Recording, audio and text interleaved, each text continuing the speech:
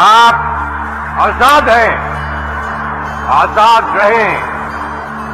आप लोग इस मुल्क पाकिस्तान में अपनी अपनी इबादतगाहों, मस्जिदों या मंदिरों में जाने के लिए आपका मजहब क्या है, जात क्या है, कौम क्या है, इसका हुकूमत के मामलात से कोई ताल्लुक नहीं। On August 11th, 1947, Quaid-e-Azam declared the formation of a distinct nation where all individuals would be treated equally, regardless of their religion, race, or nationality. This video will delve into the momentous occasion of Pakistan's establishment. Assalamu alaikum everyone. My name is Sayyid Muhammad Abdullah and my group members are Izhan Hassan, Ahmad Mushtaq, Abdul Rahman Prince and Muhammad Uzair. We five have banded together to form a presentation on chapter number 9 of our history book, Pakistan, the birth of a new country. Let's begin with the introduction. In the midst of a swirling storm of political unrest, a nation stood at the edge of change. As the grip of colonial rule tightened, murmurs of disagreement grew louder, echoing through the halls of power and in the courts of justice. In this mix of uncertainty and hidden plans, the Government of India Act of 1935 emerged as a spark for change, signaling a new era of provincial self-rule and shifting alliances. But beneath the surface of these new laws lay a web of ambitions, partnerships and betrayals, all woven into the fabric of the nation's fate. In the midst of this whirlwind, the reorganization of the Muslim League took shape, driven by ambition, resilience, and the desire for unity. Amidst victories at the polls and behind the scenes maneuvering, key moments unfolded. The Pirpur Report, the Day of Deliverance, and the Pakistan Resolution, each pushing the nation closer to independence. But as the threat of war loomed large, uncertainty clouded the path forward, casting doubt on the future of a nation longing to break free from its past. Now that we've gone over the introduction, let's continue on with the event that completely changed the country's future, while also giving the people of the subcontinent the relief they so longed for. The Government of India Act of 1935 emerged as a spark for change, which included the following points. Provincial autonomy. The Act established elected legislatures in the provinces, granting them significant powers to legislate on various issues such as health, education, and public work. Number 2. Separation of powers. It completely outlined and described the powers of the central and provincial governments, defining their respective jurisdictions and responsibilities. Next up, we have the reorganization of the Muslim League under the supervision of Quaid-e-Azam Muhammad Ali Jinnah. In the 1930s, the Muslim League faced various internal divisions. Quaid-e-Azam Muhammad Ali Jinnah undertook a critical task, reorganizing the Muslim League to bolster its political influence and effectiveness. Here are the following points and changes he made during his presidency. Number 1. Reducing the membership fees to less than half so that more people could join the league. Number 2. The constitution and rules were prepared and clearly outlined. Number 3. Muslim League guards were introduced to maintain and avoid disciplinary issues in party meetings. And number 4. Calls for donations were made from South Asian countries.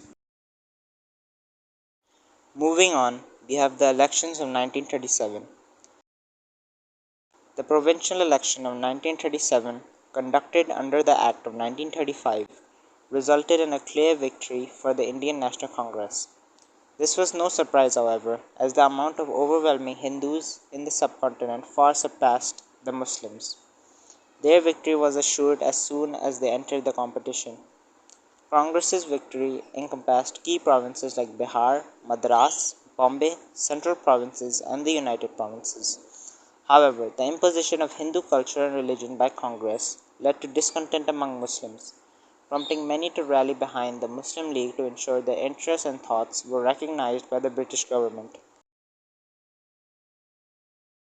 Moving forwards, we have the Pirpur Report of 1938.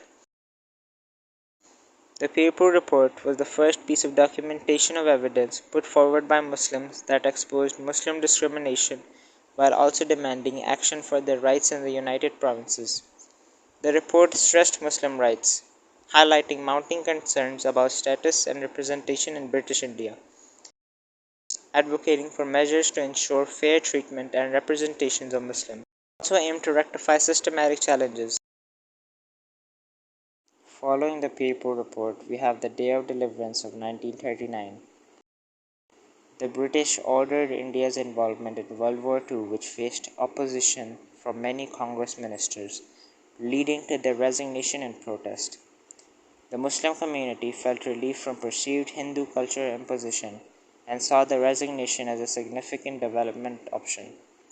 Responding to the situation, Mr. Jinnah proclaimed December 22nd as a day of deliverance from what he viewed as Congress's terrible rule.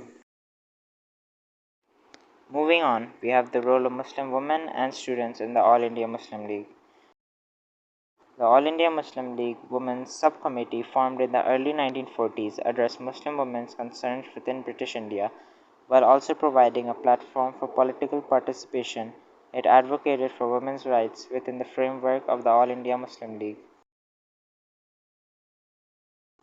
It also engaged schools and colleges while recruiting 1,000 students into the All India Muslim League, who played vital roles in journalism and advocating for separate states. Students contributed intellectually, popularizing the necessity of a separate state and playing key roles in advancing the League's objectives. Now we have one of the most major events that marked the beginning of Muslim independence from British and Hindu rule, the Pakistan Resolution of 1940. Following the reorganization of the Muslim League, a historic event unfolded in Lahore. The session, held from 22nd till the 24th of March 1940, saw Sir Shahnawaz Khan Mamdod deliver the welcome address. The resolution, crafted by Muhammad Zafarullah Khan and presented by A.K. Fazlul Haq, was supported by leaders from various regions. This resolution provided clear goals for Muslim independence from British rule and the perceived bias of the Indian National Congress. After the formalization of opposition against the British was made clear by both Hindu and Muslim parties, the British initiated the Cripps Mission in India to tackle Hindu-Muslim conflicts and gain support for World War II. The Cripps Mission aimed to address Hindu-Muslim conflicts in India and secure cooperation for World War II through constitutional reforms. Despite many proposals, the mission failed as the Indian National Congress insisted on immediate power transfer, providing no advantage to the British. Following the failure of the Cripps mission, the INC demanded the immediate departure of British from India. This is called the Quit India Movement of 1942. This movement, initiated by Gandhi and Nehru in 1942, aimed for complete British withdrawal. The movement resulted in the widespread arrest of INC members, including Nehru and Gandhi, by British authorities. After his release post the Quit India movement, Gandhi initiated talks with Jinnah to discuss India's future. Held in Bombay from September 19 to 24, 1944, they debated partition and a unified secular state. Here are the main points of the argument. While Gandhi argued that Hindus and Muslims are Indians despite their religious differences, Mr. Jinnah said otherwise. Mr. Jinnah asked for the main heartlands of the subcontinent, Bengal and Punjab, to be handed over to Pakistan, whilst Gandhi denied the idea. As Gandhi proclaimed the statement of All India Muslim League about representing all Muslims of the subcontinent, Mr. Jinnah totally disagreed with this opinion. Gandhi tried negotiating for Pakistan to be independent after British has left India. Mr. Jinnah proved the ideas of Gandhi to be conspicuous and failed to negotiate. As we see, they both went back and forth but never agreed on one single term. Following the talks, we have the new government in Britain in 1945. Britain's Labour Party supported Indian self-rule but opposed Muslim separation, leading to conflict with the INC and rejection of British proposals for federated arrangement. Despite the Indian National Congress winning 90% of the seats in elections, the overwhelming Muslim support for the two-nation theory indicated a desire for a separate nation. Additionally, British proposals for a federated but separate arrangement was rejected by both parties. Moving on to the next slide, we have Direct Action Day of 1946. Mr. Jinnah perceived the British and the INC's opposition to Pakistan as a threat and called for Direct Action Day. Before 1946, the idea of Pakistan was discussed, but it was in this year that Muslims actively protested, culminating in Direct Action Day on August 16th of 1946. Direct Action Day on August 16, 1946 saw Muslims peacefully protesting on the streets, demanding a separate nation, marking a significant escalation in the push for Pakistan. Finally, we have 1947, when the British left India. Britain's economic strain after World War II made maintaining colonial control over India increasingly difficult. The Indian independence movement, led by figures like Gandhi and Nehru, gained significant momentum, posing a formidable challenge to British rule. Global decolonization trends and UN advocacy exerted mounting pressure on Britain, ultimately compelling them to grant India independence. Governing India became increasingly financially burdensome for Britain in the post-war period, as resources were diverted from reconstruction efforts to maintain control. Moving on, we have the Indian Independence Act of 1947. The Indian Independence Act of 1947 granted independence to India and Pakistan. The act divided British India into India and Pakistan along religious lines, creating a separate state for Muslims. Legislative authority shifted to India and Pakistan, formally ending British colonial governance. Both dominions gained full legislative authority to craft laws and constitutions, with princely states given the choice to join either. The Viceroy's office was replaced by the Governor General of India and Pakistan, held initially by Lord Mountbatten and Muhammad Ali Jinnah.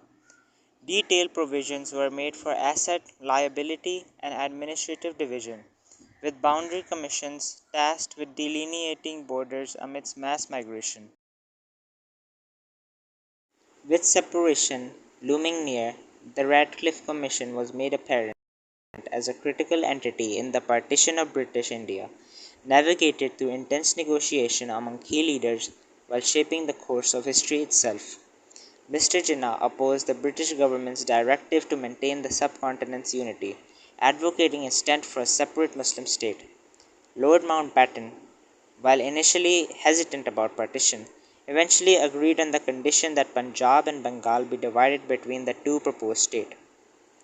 The Radcliffe Commission, led by Sir Cyril Radcliffe, was tasked with marking the boundaries of Punjab and Bengal, despite the challenge of disregarding Muslim majority areas and infrastructure.